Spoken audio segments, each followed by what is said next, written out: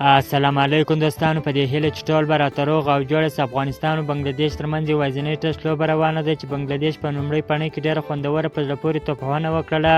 د ټولو لوبغاړو په سوځېدو سره 382 منډې جوړې کړلې. د افغانستان په توپ اچونې کې بېنجات مسعود په خپله لومړنۍ ټسټ لوبه کې 5 ویکټې ترلاسه کړل. د افغان لوبډلې چټک تیز توپ اچوونکی نجات مسعود په خپل ټسټ کرکټ کې په لومړنۍ پاڼۍ کې سیالې لوبډلې د بنګلادیش پر وړاندې بهترینه توپ اچونه وکړه. د افغان لوبډلې په ګټه 5 ویکټې ترلاسه کړلې.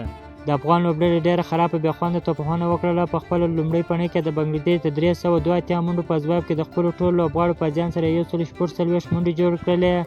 د افغانستان په ګټه بې افسر زاده 30 منډې جوړې کړلې. ناصر جمال 15 او کریم جنت 23 زیاتې منډې جوړې کړلې. د بنګلادیش کرکټ ملي لوبډلې په خپله دویمه پاڼۍ کې د روانې ټسټ لوبې په دویمه ورځ تر پایه د یوه لوبغاړي په زیان سره 140 منډې جوړې کړې دي. تر اوسه یې 30 منډې مخکې والی ترلاسه کړی دی. د افغانستان لپاره حمزه هوتک یو لوبغاړی سوځولی دی. او بل تازه خبر، اسیا جام سیالۍ نیټې رسمي اعلان شولې. اسیا کپ د اګست په 21 نیټه په پاکستان کې پیل شي چې لومړۍ 4 لوبې به پاکستان کې وشي او نورې به په سریلانکا کې ترسره شي چې د سپتمبر تر 18 نیټې پورې به دوام وکړي. که مو چیرې دغه ویډیو خوښ شوې ده په چینل کې نوی یاست نو حتما موږ چینل هم در سره سبسکرایب کړئ. تر بلې ویډیو پورې د الله په امان.